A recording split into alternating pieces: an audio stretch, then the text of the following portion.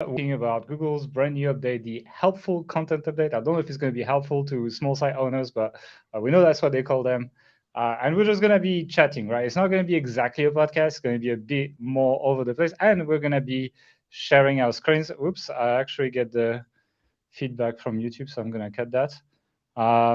So welcome to the chat. If you have questions, you can actually drop them on the chat. And yeah, what is your feeling about just reading the update quickly, Mark? Like, how did you feel about that dropping? Like, did you feel relieved or did you feel worried? Well, I'm always worried when there's a Google update about to come. Like, I don't think anyone's like, "Oh, yay, the next Google update! Can't Yeah, I wait for can't it." wait. But there's some positive things I think for small site creators in here especially. Just one random question though. I'm looking at the YouTube video and I look like all pixelated and pink and stuff. Do you see that? I I don't know. I'm not on YouTube right now, but I'll check that out. Yeah. Can you hear yourself though properly? Um, You need to I talk and don't you need to know wait. because you're talking in the video. Oh yeah, you look bad. Maybe you want to try to leave and rejoin. Your Yeah, voice let is me good try though. that. Okay, so guys, sorry, we're doing a live. You know how this works. So Mark's gonna rejoin because he looks like an alien right now. Uh, Mark is in the metaverse. People say in the chat. So yeah, Mark's gonna come back. What I'm gonna do is that the first thing I want to do in this live is we're gonna pull the document. Actually, Google gave us some information. Thank you, Google. So we're gonna start talking about that. Oh, Mark is coming back already. I don't know if you look good on YouTube now. But as I just said, we're gonna talk anyway. Like it doesn't matter if you look and people, are welcoming and friendly here. So what we're gonna do is we're gonna actually talk about what Google. People say it's fixed actually. What Google has released, and I've actually prepared a beautiful highlighted version of this, Mark. So I know we went through this Oh, both of us. fancy. Yeah, I actually tried like 3 highlight plugins before I could find one that actually made sense. So basically, focus on people first content. The helpful content update aims to reward content where visitors feel like they've had a satisfying experience, where content that doesn't meet their expectation won't perform well. That's what Google would say about pretty much any update at this point. So I don't think that's very useful.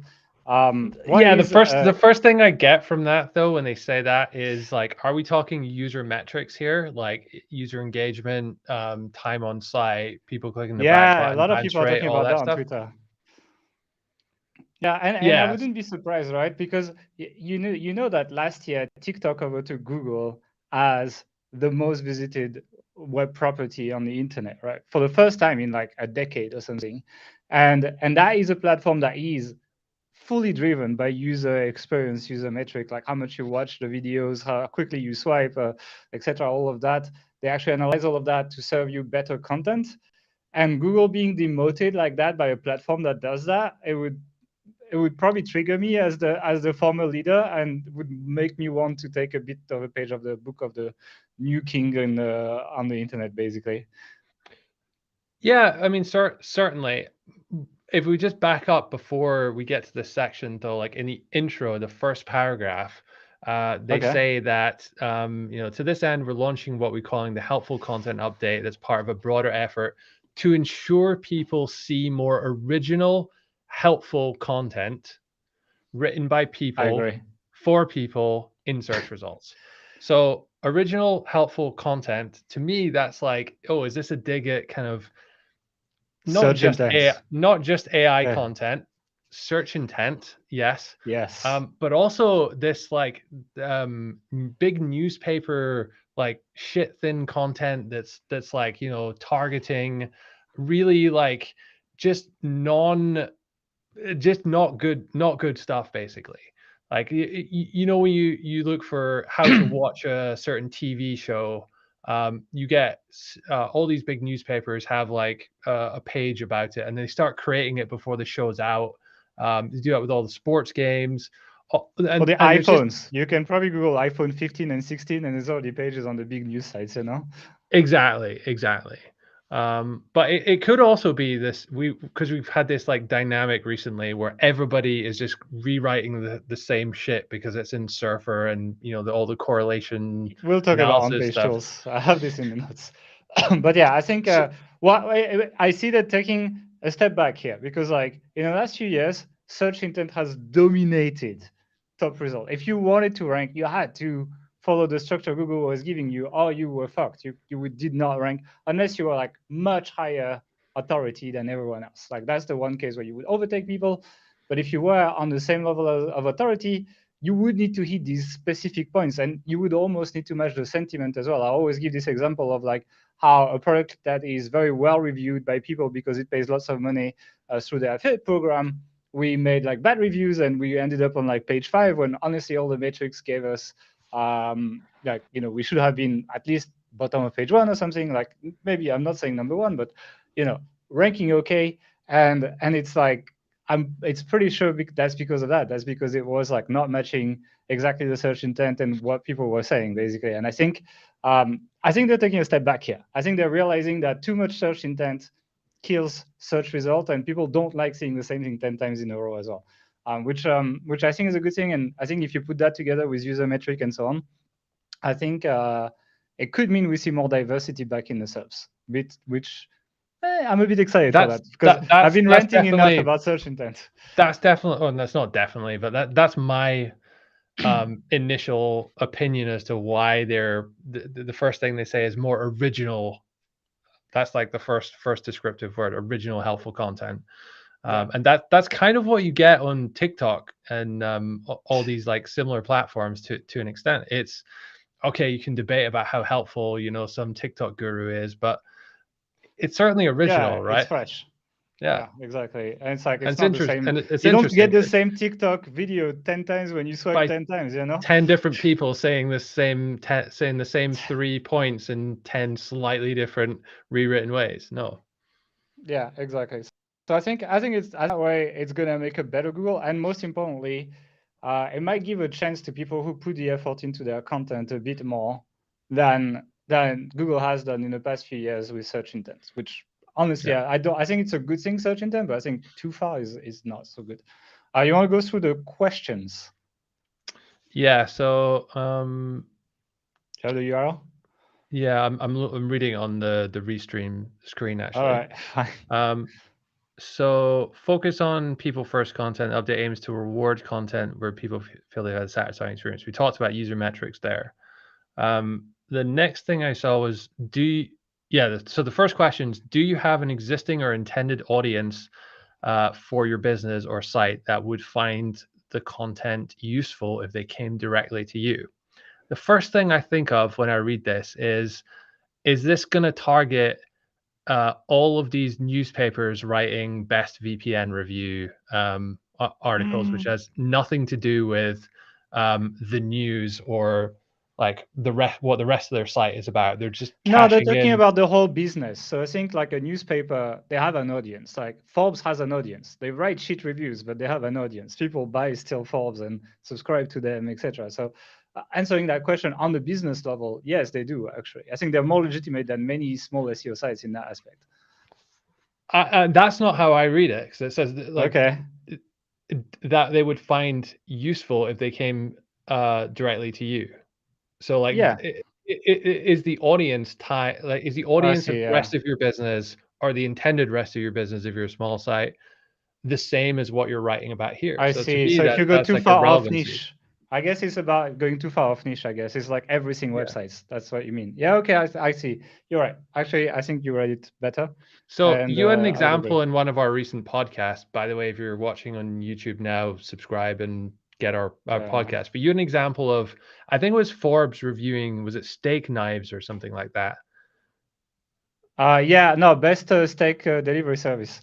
They were ranking. Steak delivery service. Yeah. I Yeah. mean, is it really them that should be writing that stuff? Probably not. Um, No.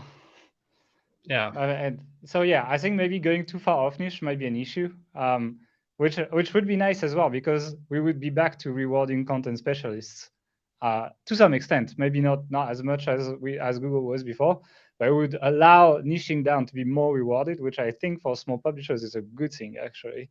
It allows you to have a chance against. Like, yeah, Forbes writes about everything. And if they start writing about your niche, they might overtake you when honestly they shouldn't, provided you put some effort in your niche. let's go to the next question. Does your content clearly demonstrate first-hand expertise and a depth of knowledge? For example, expertise that comes from having actually used the product or service or visiting a place. I like that they're still focused on reviews, right? It's like the review update was like a few weeks ago. Like this is We supposed to be general content, but like they're still talking about reviews, right? Um, so it's like, yeah, they don't want like quickly written roundups where you haven't checked anything and you just rewrote the bullet points on Amazon, basically, I guess. Yeah, guys, we got a podcast. We just filmed it earlier today, actually, on writing high quality reviews. I mean, there's a ton of examples in there of sites which are doing really amazing stuff. Subscribe if you want to get that. It'll be out in a couple of weeks' time. But this is not a new thing. Like they've published for almost a year now, very specific guidance on what they're looking to see in a review. So this is, to me, it's just regurgitating that or Yeah. cementing that as part of this new algorithm penalty like system, though they call it not a penalty, but this Yeah, but thing where you can here's get flagged as a and here's the difference. The difference is that initially these things were in quality raters guidelines. They were not in algo rollout updates. So I think this is Google's first attempt at truly putting EAT signals into a real algorithm, into a real ranking factor.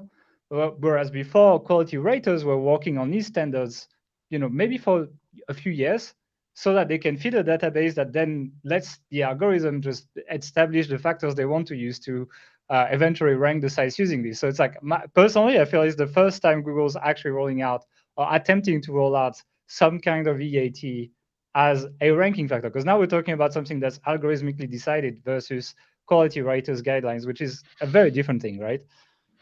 yeah. I mean, it depends ultimately how they gather this information. Like, is it based on user metrics, behavior, search, people rating it? Like, how are they going to determine that?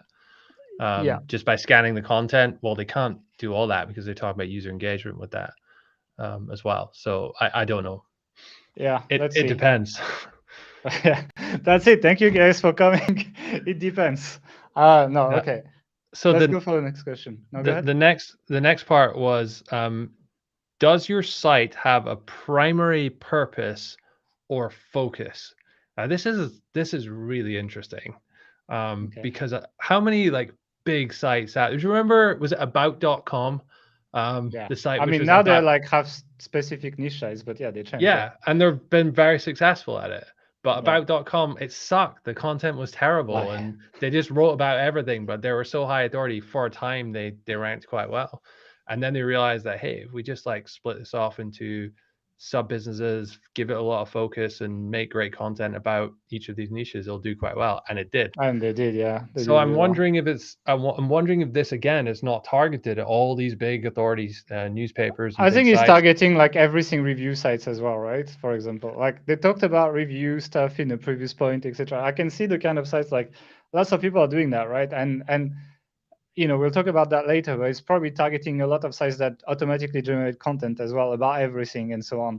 Um, I think it's gonna fuck a lot of sites that sell links as well, because a lot of sites that sell links talk about everything.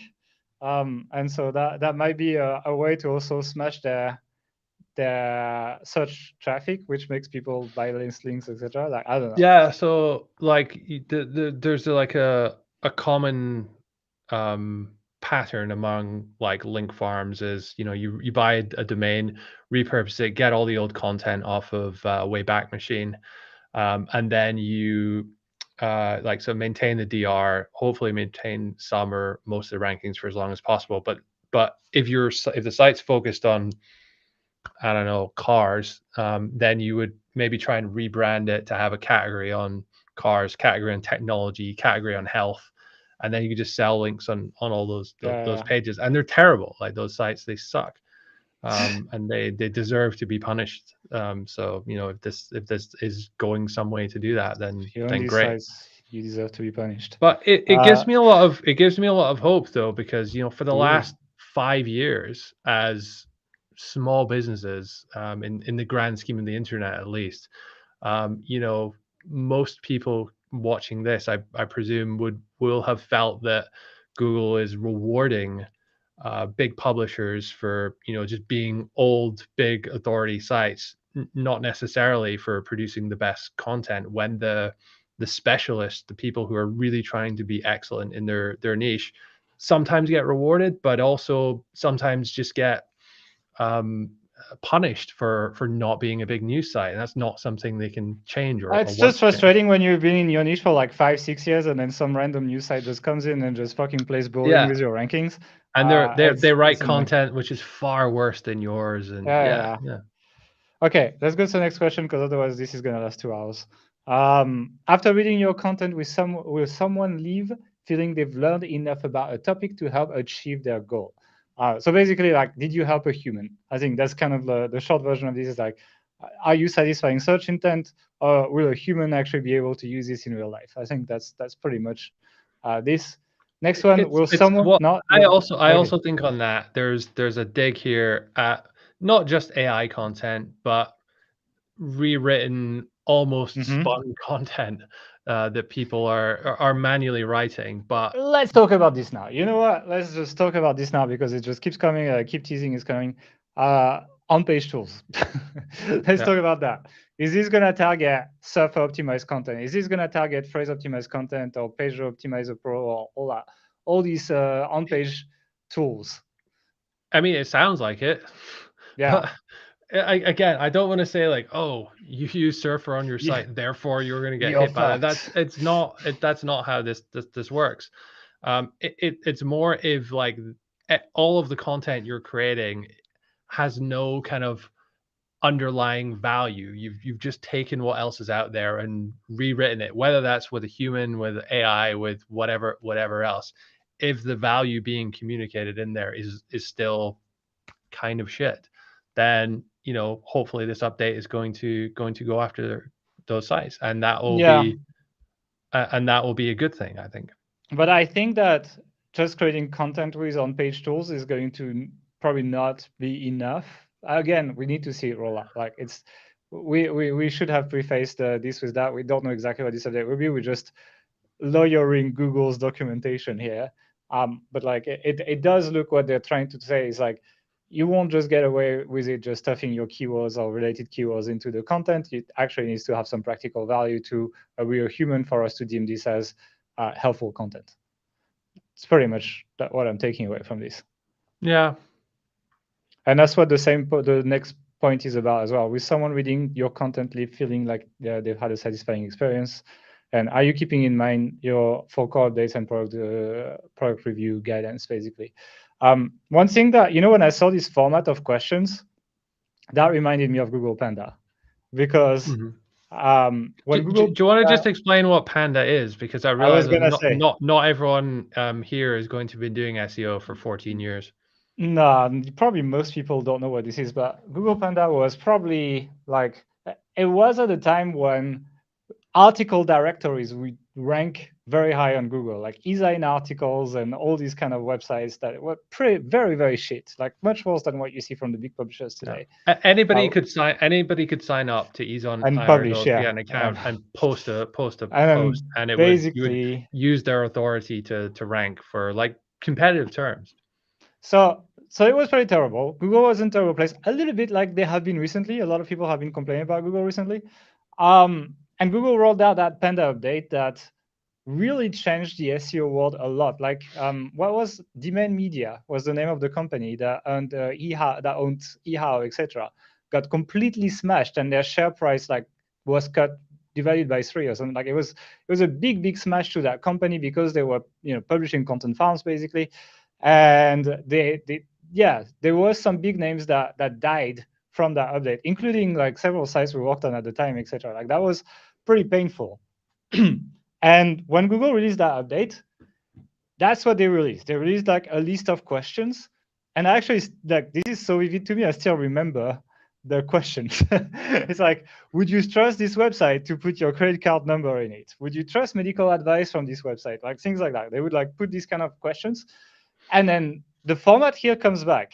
And so when I saw this, I was like, oh shit. When I saw this format, I was like, are we facing something as big as Panda was, which was I don't remember the percentage, but I think it was close to 10% of all search results changed. Like it's a It big was number, huge. 10%. One of the Yeah. biggest updates they've ever done. Yeah. Yeah, Squidoo used to rank a lot as well. Someone's saying on the chat Squidoo. And so like Web 2.0s, remember yeah, those? people used to build links on this and like then so, like so second tier links, etc. That's how you ranked on Google back in the day. But like when I saw this format, I can't tell you if this update is going to be big. I don't know. It's like I haven't seen it, but I'm having a feeling, you know, I'm having a bit of a feeling this could be like the panda of 2020 of the 2020s, you know, maybe over. And you know, one thing they say later is they say, I'll put it at the end. They say, no, it's not here. But like they basically say they're gonna refine it over time, which tells you there's gonna be multiple refreshes. Like it's going to roll over time. So let's just say about that. This is not going to be a thing where they press a button and everything's gonna change, and then you need to wait for the next update to essentially refresh. It will keep rolling, but from what they say of people that will be penalized at some point, they say sites that identify this update may find the signal applied to them for over a period of months with an S, you know? So while it's going to be a continuous update thing, it's going to be slow. Like it's basically like crawling your link profile, right? Google just crawls slowly your link profile over and over and over again, but it takes a long time for them to go through your entire link profile. And I think that's what's going to be there. And I think that they deliberately put a delay on getting you out of this because they say it determines that unhelpful content has not returned in the long term. So basically they're like, okay, they're good now, but we're going to wait a little bit more to see if these guys are actually holding onto the new editorial standards that they've set now that they fixed their website, or if they, you know, essentially just did that for one point and then just go back to the shit stuff they used to do before, right? So I think that's going to be a little bit tricky. And you know, when I saw that, what it made me think about is like people still have a few days to remove a bunch of shit from their websites before they roll it out the first time, right? Which means like you probably want to avoid getting hit by this. So if you have like shady stuff on your site, um, you might want to spend the next few days looking at it and quickly unpublishing it before the first roll. I'm not sure it will like do it because they might have been pre-crawling stuff and they're just rolling out the results of that crawling already, in which case it's already in their database and there's nothing you can do. But if that's not the case, if they're actually processing it in real time when they're rolling it out next week, there's a chance you could avoid a period of months of trouble, basically. And that is an interesting one, you know. Another thing that I want to say that they say is it's a site-wide signal. And Yeah. that's what kind of like killed my hope when I saw that it's a site-wide signal. Because, you know, like, oh, big publishers, yeah, they publish shit content. They're going to be going away, etc. We're going to be able to take the search results back.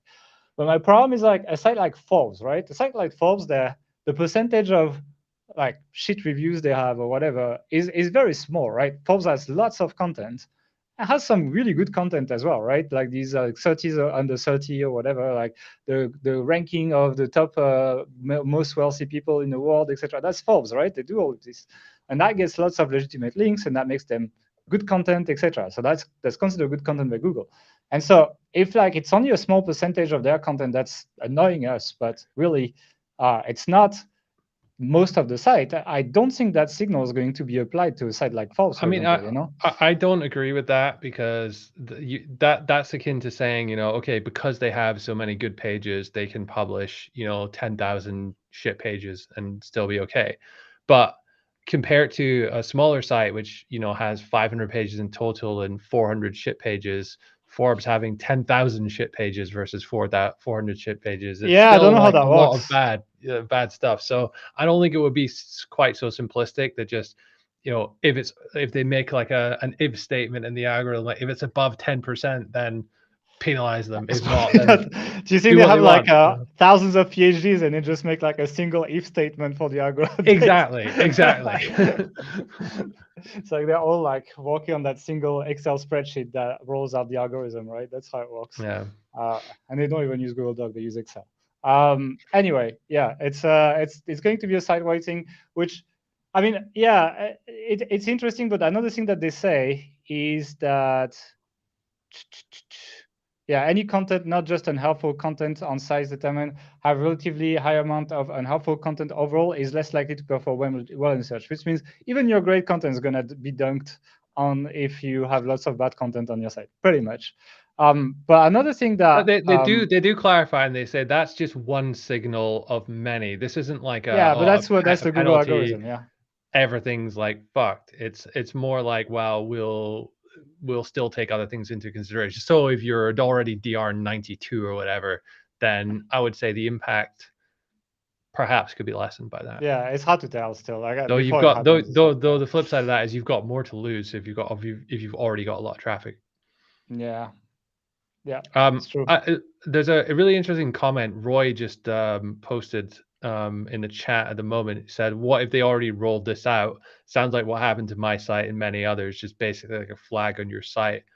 At least it sounds like there's some hope to remove it."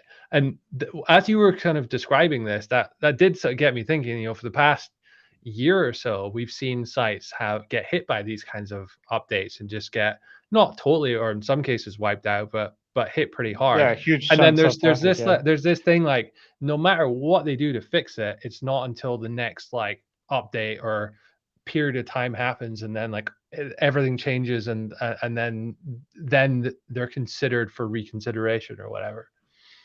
Yeah, I don't think they rolled this out yet, though. I don't No, think so. I'm not saying this specifically, but the Yeah. way that algorithmic function works, you know, where you're in the doghouse until the next period of time Yeah, when yeah. It's nice they that you can recover at your own pace. And like if there's no update for 6 months, then you can still recover. Like it's nice because for some other algos, that's not how it works. You need to wait till they refresh before it actually works. But yeah, I don't but think this that no, has rolled out yet. that's what they're saying here as well, isn't it? What do you mean? Yeah, no, for this one, they say you can get out. Like it's going to be rolled out continuously. So there will not be a button they press that will refresh everything. It will, Okay. but what they say is like they will roll it out continuously, but you'll be dunked on for several months when it happens. Like they Yeah. keep the flag on you for a while and they make sure bad quality content does not come back.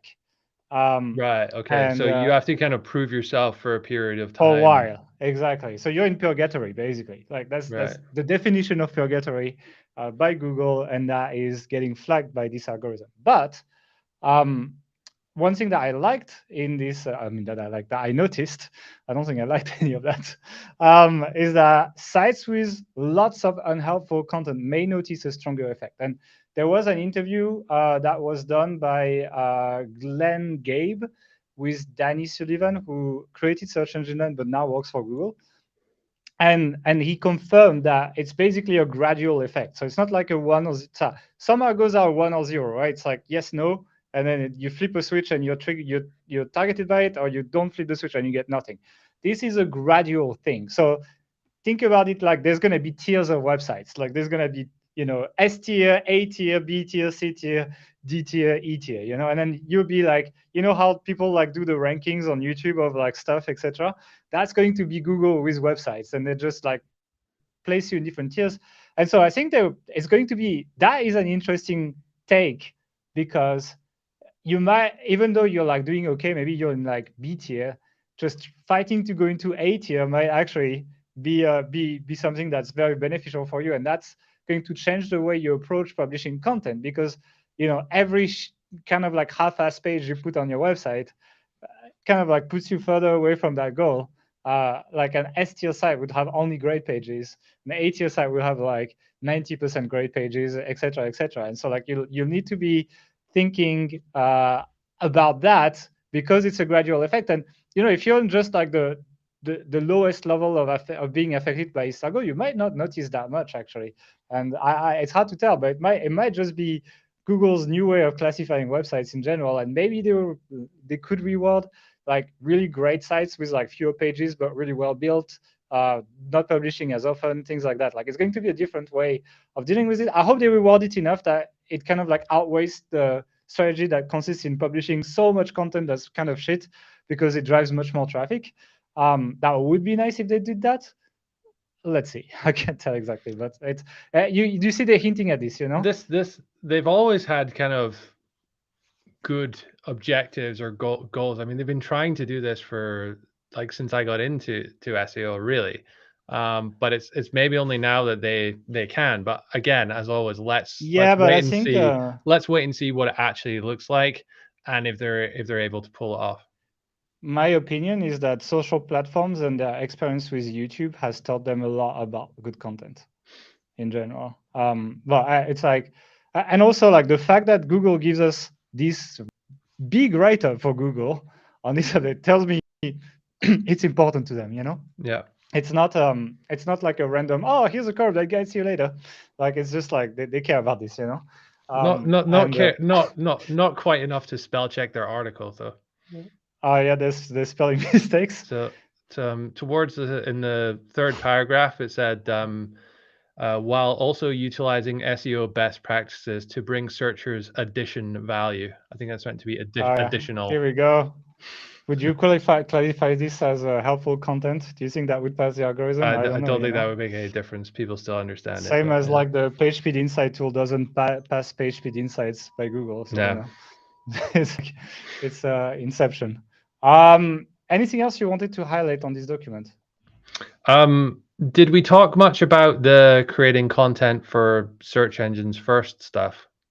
No, we haven't talked about that section, but do you want to talk about it? Or? Yeah, we can do. Okay.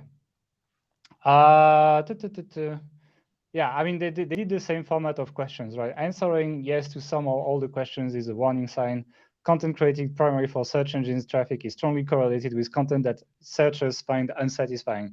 To me, that is talking about on-page tools content right now. Like, I believe, because it's like, yeah. I mean, it's not just on-page tools, right? But like search intent, it's the whole process of copying what's ranking #1 and just trying to rewrite that and not really add in any unique or original value in what you're doing, Yeah. Oops. Let's go to the question. Is the content primarily to attract people from search engines rather than made for humans? So are you doing SEO basically? It's like, well, they also say elsewhere that you should write for humans, but also yeah, apply the principles of SEO. Yeah, apply the principles of SEO. That's how they phrase it. Yeah. Are you producing lots of content on different topics in hopes that some might perform well in search results? So that is also like basically a target on everything sites, and people who like kind of like shoot in the dark and don't stay in their niche. Yeah, and also, if you consider like what is your hit rate with content? Are you writing 10 articles to get one that ranks? If so, then that may be in scope for, some of these actually that's a good point here. Actually. Like the hit rate with your content is good actually. Because I think that's going to give you an idea of like, I mean, it depends. It depends how much they change search intent with that update, I guess. Because you could get, well, it's like right now Google massively rewards matching search intent. So it's like you don't really need to be original. You just need to put a good page together that summarizes all the information you can find on the best pages on the top of Google. And you'll tend to rank provided you have the link metrics. That's kind of like how it works right now. But like this, the whole first part of this is about original insights, right? So like how much is that rewarded in that new version, in that new algo thing? And then that's going to change the hit rate, because you could have a high hit rate and still they might not like your content when they roll this out. Yeah, although I don't know, it's so hard to say with that one. I we don't need know. to wait and see. I feel like it's just blind speculation here rather than offering any insights. Then let's go to the next one. Are you using extensive automation to produce content on many topics? So that is AI tools as well. Like that is targeting the Jasper. That's about as straight up direct like AI as anti-AI. Are you subscribed to Jasper.ai? So does this mean then that first of all, does this mean that they've figured out how to detect AI content? I don't think they necessarily have any. Same like Danny Sullivan was asked in the other article, like, is this aimed at AI content? Let me actually check the quote. I won't show it on screen, but I have it somewhere. Where is it? We are looking to surface content that will be viewed as helping and adding value on the topic search. Creators who are specifically creating content for search and which include AI-based content may be impacted. So that's the official Google answer to this, which I've always you know wondered if it's like, is it actually possible to tell what's AI content and what's not? Like, is there some pattern in it, or is it more the fact that the way it pretty works bland is that like usually. it rewrites what else it Yeah. can find. It's like that they focused on that area of things I where think I think you can technically probably figure it out, but I don't think it's economically viable for Google to process to that content to that level to like try to find all the permutations that could have led to that piece of content to make sure it's not AI. I don't think that's how it's gonna work. Like they might have like a found some like patterns, like easy patterns or something like this, but I just don't think, especially given the current cost of energy, right? Because like processing this stuff costs electricity. Electricity is expensive these days. And it's like, yeah, I don't see Google just putting that level of processing on each page on the internet, even though it's technically possible, probably. there's a really interesting comment. Nina2813 says, I always find it ironic because they use AI themselves to make these judgments. And I've reported that in this report as well. Yeah, it's true. So, I said that to a friend as well. That it's like it's the biggest AI company that just basically at war with AI. yeah. Oops. So yeah, I mean that is yeah pretty much a target AI. Yeah. So it's not the fact that it's AI. It's like, oh, anything written anywhere by AI, de-index it. That's not what I think is happening here. It's the process whereby a lot of most AI content is rewriting other stuff it finds, and it ends up being kind of non-interesting rewrites rather than Yeah, something unique and original. But there are cases, many cases, where people are using AI to, you write an article, but it's what you don't like the way a paragraph's phrased, so use AI to rephrase your own words, and the rest of the article is great.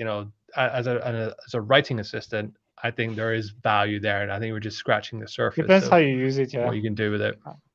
The next one is a bit worrying for on-page tools. Are you mainly summarizing what others have to say without adding too much value? That's basically search intent to me. Like Yeah, basically, I mean that's how search intent has worked for a long time, and that's one debate I wanted to open as well. Is like it feels like Google has been basically rewarding that yeah, for like a few years. Like I used to hate that, but I've been forced to do some of that or more of that than I would like in a lot of my content because honestly, I wouldn't get traffic otherwise. yeah. And like if I get punished for that now, I'm gonna be a bit angry, because it's like I prefer doing original stuff, but I'm not. It's like it's not exactly like I would like have paid the bills with the original content in the past few years. So we had to like do a lot of like mimicking a lot of what the page is ranking, etc., and it worked out better. Let's be honest. So I And really hope they don't so give and take. does this feel they're like, well, we've kind of like shaped the SERPs so that you do it in this way, and now we're just going to rug pull you Yeah, that's what I'm a bit afraid completely change it of. up. Yeah, I Yeah, mean, it's possibility. it's like I'm a bit. I mean, I prefer working that way, but I would be a bit annoyed to lose traffic and have done all this stuff that I didn't want to do in the first place just because I adapted to the way Google works. And I really Yeah. hope it does that rug pull on small site owners because that's kind of like my fear here, is that site owners kind of adapted to what works, and now Google's just like basically fucking you over overnight, and that's a little bit. Thank you very much. Are you writing about things simply because they seem trending, not because you'd write about them otherwise for your existing audience? Um, this made me question whether whether this is gonna be rewarded to start writing for keywords that have no search volume, just so that you look more like you're just covering your topic and not really caring as much about SEO. Like, how much are they gonna look at like your topic distribution on your site? Um, Hmm. as like an intent. I guess I don't think that much because even if you do keyword research but you produce excellent content, I don't think they should punish you. I think that's not really the end goal here. So no, probably not relevant, I would say. Um, does your content leaves readers feeling like they need to search again to get better information from other sources? Um, that is an interesting one because Ahrefs gives you the stats of like how many clicks a search gets, right? It tells you like, oh, on average this search, and what it's telling me is basically, provided this algorithm works as this document says, these keywords that have a higher number here might be the ones that might be up for grabs because people are not finding the content that they like on top. That's why they're clicking more, basically. So these might be the more shaky keywords and moving ones, I would say, provided it works like they say. Are you writing a particular word count because you've heard that Google has a preferred word count? No, we don't. Oh, that is going to be quoted a lot, actually. Like that is going to be like in every SEO thing or something. They'll be like, oh, look, Google said no word count, etc. What's your take on that? I mean, surely your word count has to, if not directly, indirectly come into the ranking algorithm in some way already, and surely they can't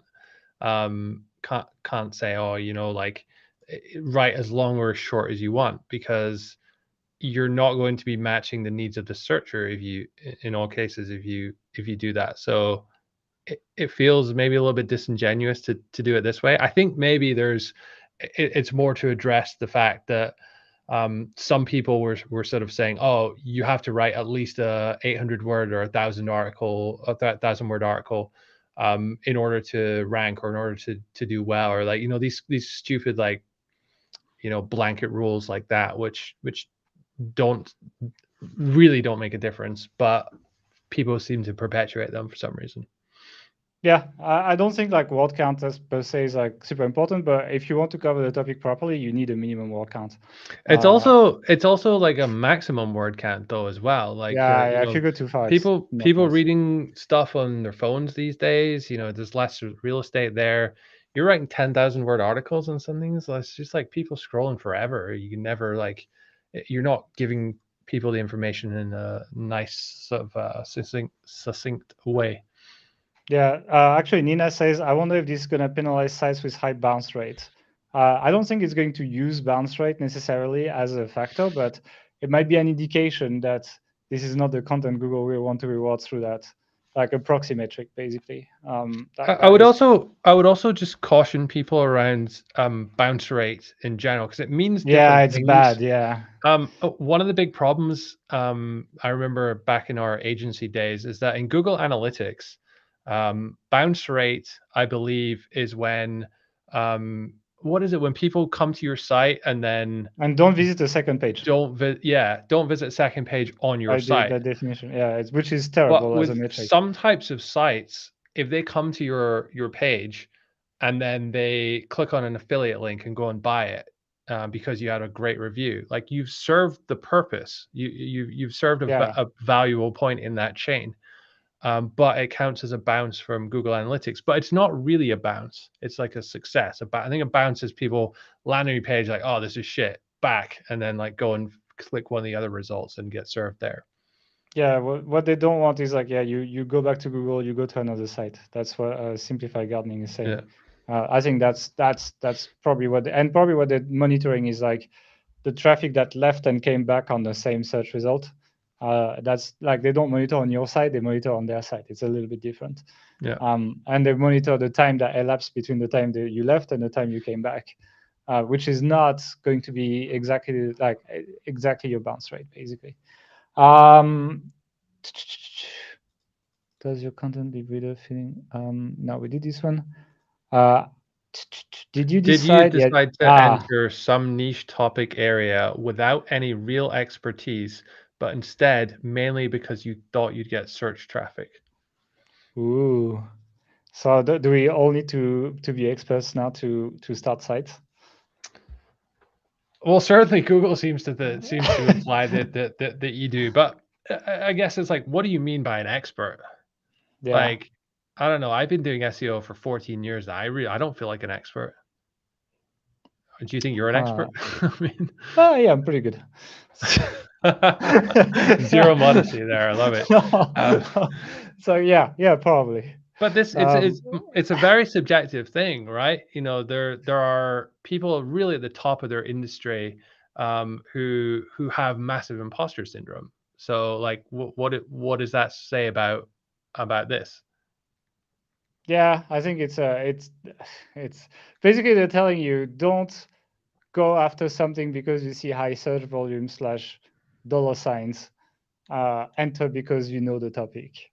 That's pretty I much what they're so telling you. so But what like how that's I kind of like imagine Google's idealistic rhetoric here, I believe, and it's going to be impossible to enforce. And I think also people who are experts but can't communicate for shit are worse than people who are not expert but are able to gather information and organize it in a nice way, for example. I love it. There's a really good comment. You should highlight it by S. Bain. It's like he says, "What? Then why am I listening to you amateurs?" Brilliant. Exactly. Uh, what I think of when I think of this though is the 17-year-old finance crypto gurus on TikTok giving out pension advice and all this kind of stuff. That's just like they're so unqualified to be talking about that. It's not even funny. Or the natural medicine people talking about how to cure cancer and things like that. With the It's curcumin, you know. Yeah, it's just like yeah, they're not experts. Okay, fine. But if you have a site about golf, right, and Mhm. you play off of a two, you're not a professional golfer, but you're pretty good golfer. You've been playing for 40 years or something. Are you an expert? I mean, to a beginner, certainly. Like Yeah. I feel like that's probably a good person to learn some stuff off of. No. You know, I was actually listening to Russell Branson's book, Expert Secret, recently, and his definition of an expert is like he used the example of the movie Catch Me If You Can, but there's a book about this where Frank Abagnale, the main guy, taught a sociology class to his to the other kids, pretending to be the replacement teacher, basically. And then when he got arrested, they were like, "Oh, how did you do this?" And he was like, "I don't know. I just read the chapter the night before that I was gonna teach, and then I knew everything that they needed to know for that day, you know." And I think that is a like if you go by that definition, like lots of people can be experts, but I think it's related to the topic of the page or something. Like basically, if you have researched thoroughly, if you understand the topic and you can expose it clearly, then I think that you're legitimate. It's really as much about knowing the topic as it is about being able to organize the information in a clear way for people to grasp it as So well, this which is getting matters a quite lot. philosophical then. Yeah. So is are you an expert then if you spend the time here and now to get educated and learn a lot about this topic, or are you an expert because you've been doing that in the past for a period of time and you have a demonstrable track record? Yeah, I mean, I can't answer for Google, right? It's like it's just like, but you can see how it's a tricky question for them to answer to come up with this stuff. And I wish they communicated more. Like they don't have to give you the algorithm out, but they could discuss of like what is their vision of expertise, what is an expert, etc. And that would be a bit interesting. Like I know they have a podcast, and it's usually pretty bad, and it's like I wish these kind of topics were talked by Google, not by some random agency that sells EAT services. About that would be nice. So it's a bit of a message to John Mueller here. Let's go to the last question. Does your content promise to answer a question that actually has no answer, such as suggesting, sorry, there's a release date for a product, movie, or TV show when one I is not can't confirmed? I can't tell you the amount of times over the last 5 years I've searched for Legend of Zelda: Breath of the Wild 2 release date in the hope of getting some information out. And I tell you, like it's incredible. Anytime you search for it, there will be an article which is less than a week old, which targets this keyword primarily, right? And Yeah. some of them do give fair value, right? Okay, there's no release date, but they say that at the top. And they're like, this is all we know so far. So they promised to release an announcement at E3 next year, and they've scheduled in a There's no 2023. history anymore. Whatever, Amateur. but that is better information than iPhone 20, when is the release date? Oh, maybe in 2027. Like Yeah. there Yeah, are yeah. people It's writing about that as I now. said, it works for iPhones as well, right? Go Google iPhone 15, iPhone like iPhone 14 is coming out in a month, right? So it's like you can already find iPhone 15 pages, iPhone 16 pages, probably iPhone 17 pages, etc. Like people are just going crazy for this stuff, and yeah, it's a little annoying.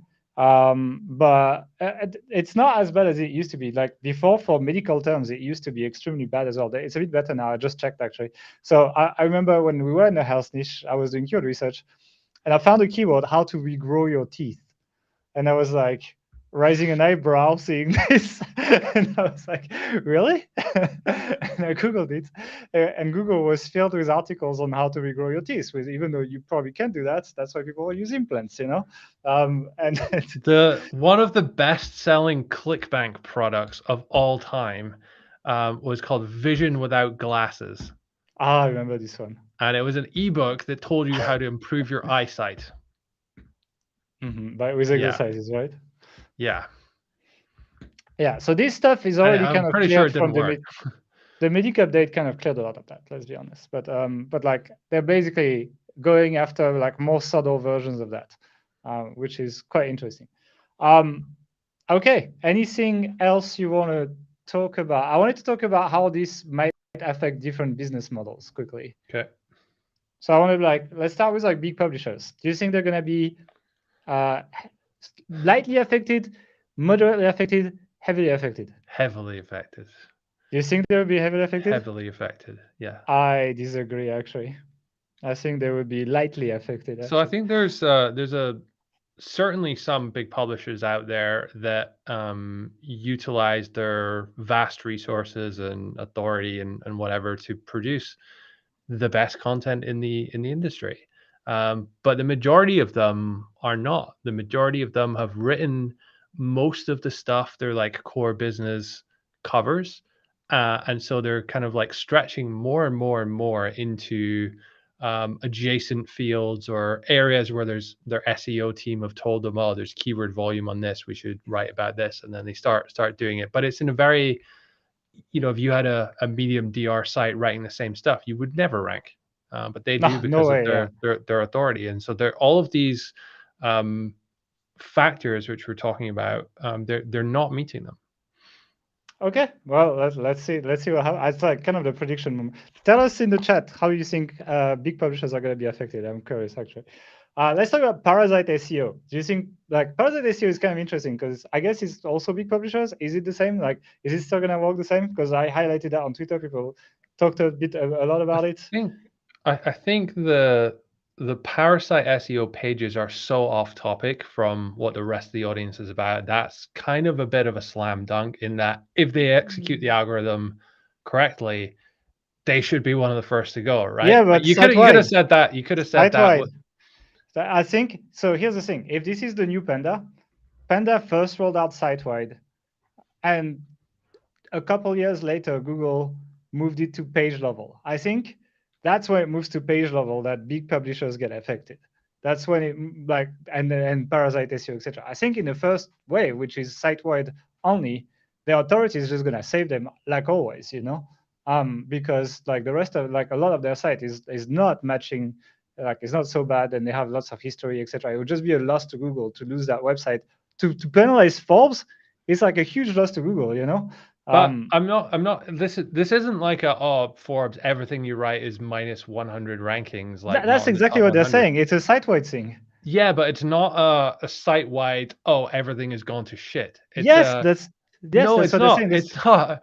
It's not. The page says even your great content might be affected if you have shit content on the rest of your site. I understand it, but the way this is constructed is like you're gonna have vast oversimplification. Let's say there's 100 ranking factors. Yeah, and I know there's way more, but let's say there's 100, right? The top one accounts for single digit percentage, right? The second one accounts for more, and then it goes down into like ones and two and 0 point whatever percent. This new thing, this everything we're talking about today, is like one new ranking factor in this thing. Probably a pretty significant one, but one new factor. So at most, we're talking about what factoring 10%, 20% of They say it's gonna the rank depend on the algorithm. site, but like, So if a site like Forbes or whatever gets flagged in this thing, like, okay, yes, it's not meeting these standards, it's in the doghouse for this. All of its other factors are still yeah, green. we'll There's push it ticks up. Yeah, next to them. So it's just this one thing. So it's not like they're going to completely tank, but relative to the competition and their more competitive keywords that they're ranking for, this is probably going to significantly push them down a bit if the number two is, right on their ass. So that's what I mean here about like it's going to hurt them, but it's not going to wipe them out. yeah, They're okay. still So going to yeah, so be it's not a position heavy 3 or effect. 4. So it's not heavily affected. It's like moderate to light, you know. Well, no, I think it is because these big sites, these big news sites, they have so much traffic already. They have hundreds of millions of visitors a month in many cases. So they have the most to lose. So that's why I think it would be very, very I severe. think they have the most tools in the sense that they could lose lots of number one rankings. They could go from like number one to number two. Doesn't seem like a big deal, but in terms of traffic, it's like, yeah, you're taking a big hit actually. So So like maybe it won't be as big in the graphs, but it could be big in the traffic numbers, and they might still be in the top 5, but then number 4 instead of being number 2 or this something, is a right? really interesting point. So sorry, I don't know how to pronounce your name. Is it Horovier? Yeah. Milokovic. So he said, no chance they will destroy literally every big site because they all do it, right? And this is exactly what we saw in Panda when it first came out. Like there were so many sites like doing the same thing that they all kind of tumbled a bit, and then it ended up not being that bad on any single one of them because everyone else kind of got fucked at the same time as well. Yeah, I agree. I mean, it might affect them a little bit. It might make some room without completely getting rid of them. That's what I could say. Like, maybe, it's like, we talk about this tier system. They might go from A tier to B tier, something like this. Something like that. But that's not heavily affected. The heavily affected is like minus 70% traffic, like lightly affected is 10 to 20% or something. Yeah. I mean, I think it's somewhere in the middle of that. Like we're talking 40, 50. Yeah, I don't think they're losing 50% traffic. No fucking way. I think you're talking 10% or something, but it still makes some room.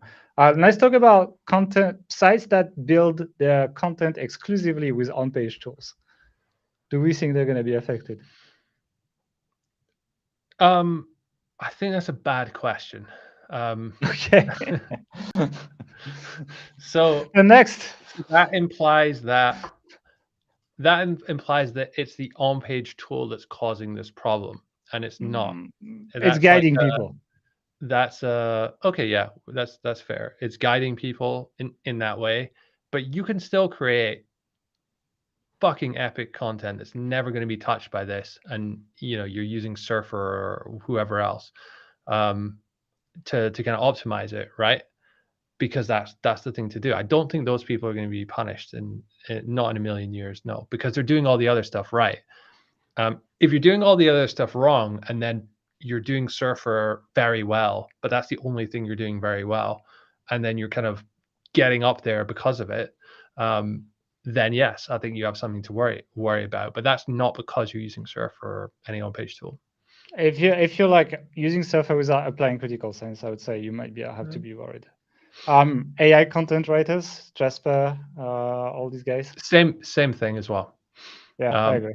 I think that there's a big correlation between people who are using spun AI content, running it through Surfer, publishing it, and thinking that will rank, and the type of people that are going to get hit by this just because they have poor quality standards in their content creation in general. Yeah. Okay. Do we need to start buying products for product reviews? We actually talked about this in the podcast we recorded Mm-hmm. a few hours ago, and yeah, I mean, I think there's more and more importance of doing that. I've always said that it depends what everyone else is doing, right? If nobody else has done that, someone has to rank, right? And so if no one has them, then I wouldn't go out there and do it for all of it. Maybe buy one product, or we talked in the podcast as well about being a bit more creative about the ways you can get hold of Yeah. products. Like When is that coming out? 2 weeks on Monday. No, A 1 week on week on Monday. Monday. A 1 week. 1 week on Monday. Yeah. Subscribe to the channel so you don't miss it. Yeah, exactly. Here you go. You can subscribe, please. Yeah, we really do go into a lot more detail about the review updates specifically and writing better product reviews and all that. And I think you had an example in that show of a company that would go in during quiet time of some store and just take photos of the Yeah. products and use their products and all. They had a little You don't partnership always need there. to buy. Yeah, you can kind of like find ways around. Like, yeah, we had a member that in H Pro that went to a outdoor store in the middle of the day when there was no customers, and the store let him take photos with the products and so on, and Yeah. that helped create content. And he could even like test the products basically, which was nice. Yeah. And I you think know, he made a deal where he gave the photos to the company as well, so they could use it or something like this. yeah. I remember in the last version of the Authority site system, the course we run, we went into an outdoor store and just started taking photos with the products Yeah, on and we stuff like have that some for photos the too. demo site.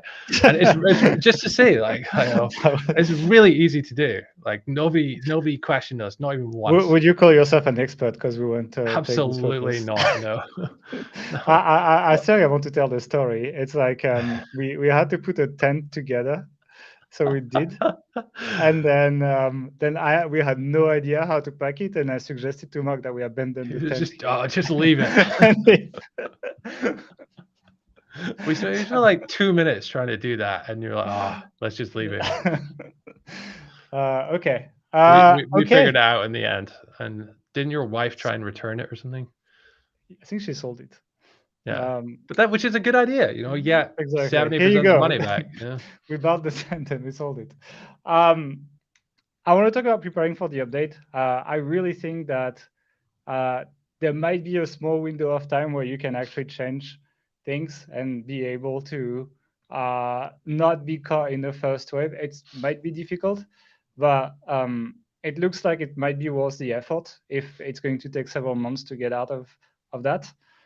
So I would strongly suggest that if you're doubting any of your content, you might want to put it back in draft at least until this update is released, and then you can republish it after if you want. And it's like usually if you unpublish for less than a week, you can claim your rankings back, which is kind of which like you republish on the same URL and you do claim your rankings back. So it might be a move to. I don't say it's going to save you. I say you might have a tiny chance of not being affected if you're doubting some of your content. So I just wanted to say that. I think we're going to take questions now. If you guys have questions, we're going to take some questions, but not long. Anton McCarthy's got one. What's happening with Czech traffic lately? So from Czechia, is that what they're calling themselves these days? Czech Republic? Czech Republic, yeah. It's not Czech Republic now. It's Czechia. Yeah, it's Czechia. Czechia. I don't know. Okay. And was it Seychelles as well? Yeah. It was Yeah, sending lots of people getting traffic. I mean, I don't know where it comes from. I just know that I block it on the DNS level. So I made a tweet on this. If you go on my Twitter, like @Gael Breton, it's one of the last ones. It's literally like not even a thread. It's like a single screenshot with like exactly what to do. But you can make a WAF rule on Cloudflare if you use that, and you can put a JavaScript challenge for that traffic just from these countries, so not everyone. And that should, like for us, we did it, and instantly the traffic dropped the next day, and it blocked it. So yeah, I would recommend you do that. I can't tell you where it comes from, what it is, etc., but I can tell you how to remove it from your analytics, so you don't think that you got a massive boost when you got absolutely nothing. And don't do as some people are doing and just completely block all Czech and Seychelles traffic from your site, from even coming to your site, because you will block. That's why JavaScript challenge is good. Yeah. JavaScript challenge is good. It's just like, it's that kind of like page that it loads for 1 second, the Cloudflare one, and it redirects real people and it blocks robots basically. Thomas is asking, will this be a real-time Panda so we don't need core updates? It's going to be real-time, but given the wording that Google's giving, it's going to be a very slow rolling real-time update.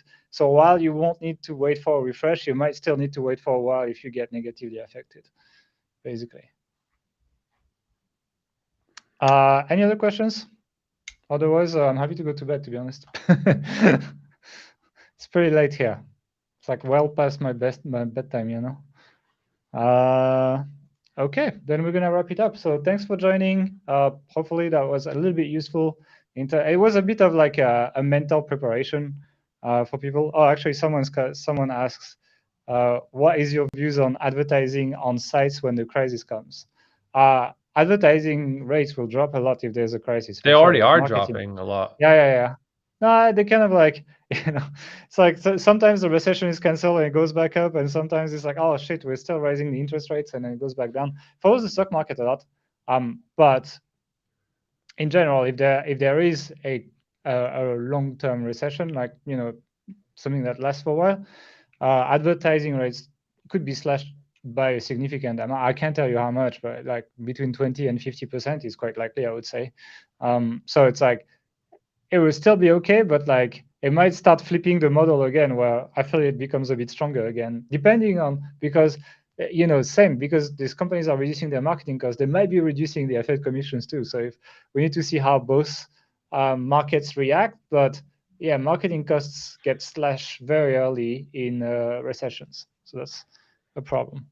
It's a Um, good question here from Andy Baines. He says, "Do you think this update will be the beginning of the end for heavy AI sites?" I think that they'll probably the people running heavy AI sites are pretty smart. Like I think they'll yeah, if they get hit heavily by this, they'll move on to the next thing and the next thing and the next thing. It's always a it's sort the of game of lifestyle. it's like an arms race against Google, right? And that's the rank and tank model, as Gail likes to call it. Like you do really well for a short period of time, but you're gonna get hit, and it's gonna end up at some point, and it always does. But you make so much money in that time that you are ranking that it makes it worth it. And I don't like to build those kind of businesses. I like the more like slow and steady long term thing. But I appreciate not everyone's like that, and I know some people make just a ridiculous amount of money Yeah, they doing make it that lots of way, money fast. and they will continue to do so when whatever update happens here, and they'll figure out the next thing. Yeah, and it's not illegal as well. Like putting content on the Yeah. website, it's like it's against Google. Like Google doesn't like it, but it's not illegal. Like it's perfectly fine to do that. It's just up to Google to not rank these sites. Manuel is asking, knowing that they are going to hit AI content, probably, very likely, but not 100%, including FAQ. Do you think? Do you still recommend using keyword cluster tools like Keyword Insights to write your content? Um, I don't know Keyword Insights actually, so I can't really answer that question exactly. But in terms of like doing keyword research, yeah, I think you should definitely do keyword research. And I think on-page tools will still have their use to some extent. It's going to be just, I think you might need to just do the on-page tool plus some extra research on top rather than just the on-page tool to rank your content. I think that's more likely what's going to happen. It's just like you do what you used to do plus a bit more to make your content better, basically. Now we're going into total speculation. Do you think there will be a core update in December? Mark, do you want to answer the question? Yes. Exactly. You For heard my it here first. birthday. For my birthday. So they have been lighter on doing heavy updates, heavy algorithm updates in the lead up to Black Friday on many occasions. Though I believe that the last review, was it December last year? There was the first like Google review There was update. one, yeah. There was one of them, Yeah, yeah. and I think that was early on in December. So, you know, Yeah. who knows? We have no idea. Honestly, we don't know. But you asked if I think there will be, and yeah, I do. I don't have We any. have I to can't. answer I all the can't questions, justify it at all. So You have to answer the questions. That's I read this on the expert secret. So, Gael, if you think it is becoming more of a ranking center, what should we focus on to bring more EAT to our sites? I mean, not out of boxes, I guess, but just I think EAT is definitely like it's going to be an external thing, right? It's like how much you build your reputation on the internet. Like, for example, I used to not be active on Twitter, but now if you Google me, you actually see all my tweets ranking on Google, and like all my stuff, like all the stuff I write on social is actually being indexed and so on. And then people that talk about me externally, and people like is my photo on several other sites, and people and all of that. Like I think that's how I would build my EAT. It's more like build your profile in your industry and so on, rather than trying to put some fucking badges on your site, etc. I think it makes more sense. It's just much more trackable because I'm in just person, what? I'm just so if you play a game, if you Google Gael, if you go to google.com, type in Gael Breton, and then you look at all the auto I suggestions. saw it. I saw it. I've got Gael Breton. I've got number I 2 need is to share this. Gael Breton dog. I've got number 3 is Gael Breton Twitter. Number 4 is Gael Breton net worth, and number 5 is Uh-huh. Gael Breton LinkedIn. I have another one. It's even better. Look what I get. 1 second. I'll show my screen. Sorry, guys. We need to absolutely get to the bottom of this. I get Mark Webster Welsh plumber as a suggestion. So, That must be a personalized thing, though, surely. yeah, that must be. But yeah, I get that. So that was interesting. But yeah, so like that's how we build my EAT. I think it's more of an external thing. Yeah, you should like show your credentials off on your about page, etc. If you've been published on strong URLs on like strong websites, etc. It's interesting. But like otherwise, I personally believe if EAT is really a thing, it's going to be an external factor thing. I'm just looking up your net worth now, Gael. How rich am I exactly? I don't know. I don't track very well. There's So a brilliant photo of you on this site from like 20 years ago. oh, nice. There is a site there. Yeah, there's a site that covers my net worth. No question, guys. You should do more live stream when you have time, maybe once a quarter. Okay, well, let's not talk about my net worth. If you guys don't have any other question, thank you for coming to the stream. I hope you enjoyed it. Let us know if you enjoyed that format. I think it was interesting. You want to say something? Yeah, shout out our training. You always forget. Okay, I actually, you know what? I actually have a call to action. Look at the bottom here. So if you Ooh. want actually free training from us, you can go on authorityhackertraining.com. It will sell you our paid course, but you can go through the training without buying anything. Just so you know, and so you can contribute to my net worth, which would be really nice. But no, seriously, the free training is actually pretty good, and there's a lot of tactics for affiliate sites and so on that are pretty useful. And as again, you can choose to buy the course, not buy the course. It's up to you. But yeah. So thanks for joining, and we'll see you next time.